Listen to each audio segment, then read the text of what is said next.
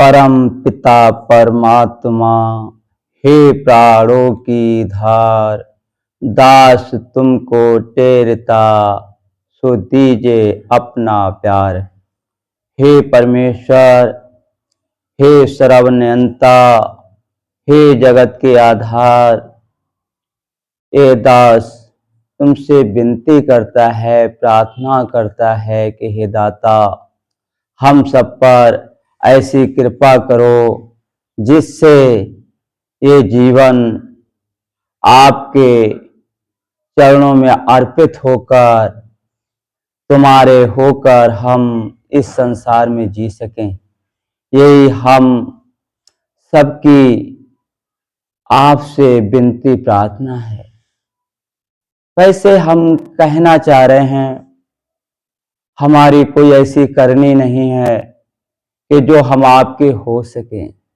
हे प्यारे प्रभु, कौन सा मुंह लेकर हम तुमसे विनती और प्रार्थना करें, क्योंकि तुम्हारे बताए हुए नियम, तुम्हारे बताया हुआ एक जो जीवन है, उसके अनुसार ना हम ढल पा रहे हैं, ना चल पा रहे हैं।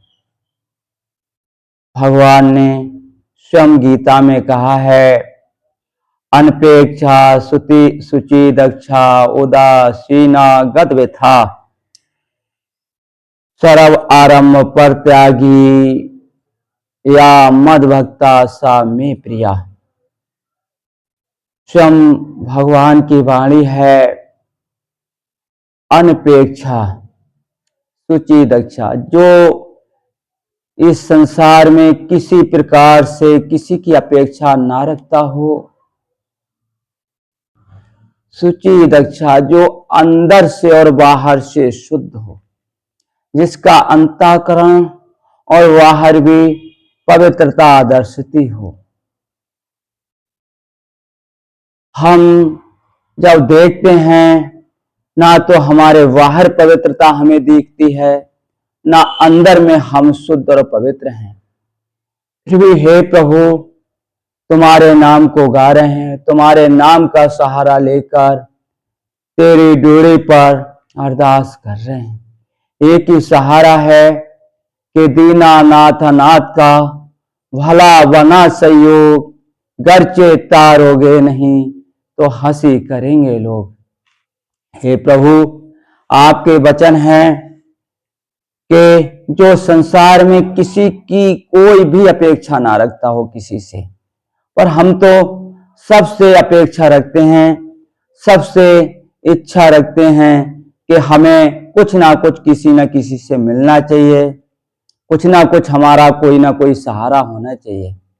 जबकि तुम्हारे वचन हैं कि अंदर बाहर से पवित्रता होनी चाहिए, शुद्धता होना चाहिए, उदासीनों पक्षपात रहित जीवन होना चाहिए।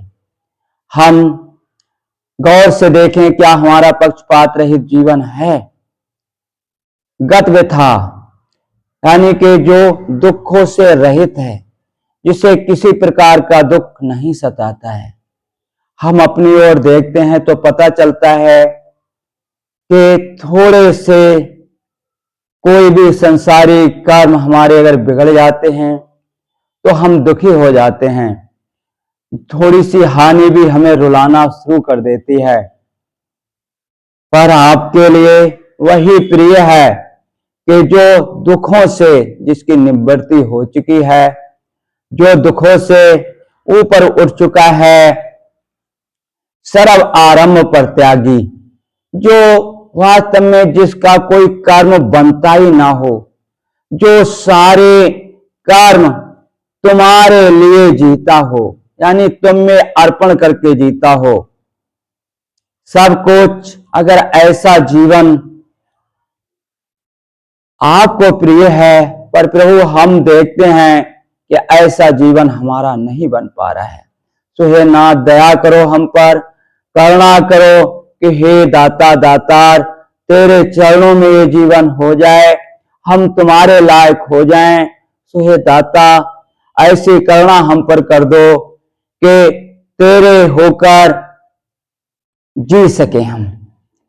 तब यही दिल में बात आती है कि प्रभु कौन सी ऐसी रहनी हो, कौन सी ऐसी करनी हो कि जिससे तुम राजी हो जाओ, तुम्हारे लिए हम तुम्हारे हो सकें। अगर प्रभु हमने तो बहुत कोशिश करके देख ली, ना तो तेरा भजन ही हो पा रहा है, ना साधना ही बन पा रही है, ना हम किसी दूसरों का भला कर पा रहे हैं, पर नाथ भरोसा है कि अगर तुम कृपा कर दोगे, अगर तुमने ये हाथ पकड़ लिया, तब पूरा भरोसा है कि इंद्रियां ये निर्मल हो जाएंगी, मन निर्मल हो जाएगा और हम तुम्हारे हो जाएंगे। तो हे दाता, गुरु महाराज जी के वचन हैं, वो अपने महाराज जी के बारे में कहते थे कि तन बदला है केवल मित्रों, बदला है अंदाज नहीं, सत को समझो सत को जानो, सत्य बिना कोई राज नहीं। रमे राम है बाड़ी अंदर, कोरे ये अल्फाज नहीं, सुनकर भूल जाए कोई मुझको, ऐसे ये आवाज नहीं। महाराज जी कहा करते थे कि कोई मुझे सुनकर भूल जाए, ऐसी ये आवाज नहीं है। केवल तन ही बदला है, सत्य तो हमेशा ऐसा ही रहता है। वो पहले भी उस तन के अंदर काम करता था, वही ज्योति वही सुरती इस तन के अंदर काम कर रही है, वही धारा। और मैं देखता हूं कि मेरे गुरु महाराज जी के अंदर जो क्षमता थी, जो करुणा थी, जो वो जीवों का भला करते थे, हम तो उसके लायक बिल्कुल बन ही नहीं पा रहे हैं। रमे राम है बाणी अंदर, वो कहते थे कि मेरी बाणी के अंदर राम रम रहे हैं, मैं जो बोलता हूं उसमें राम ही बोलते हैं। मुझे तो यह बात याद आती है, नानक दास बुलाया बोले कि नानक स्वयं नहीं बोलते, वो परमपिता परमात्मा जो बोलने के लिए कहता है वही हम बोलते हैं। कोरे ये अल्फाज नहीं, ये जो आवाज है वो कोरी नहीं है।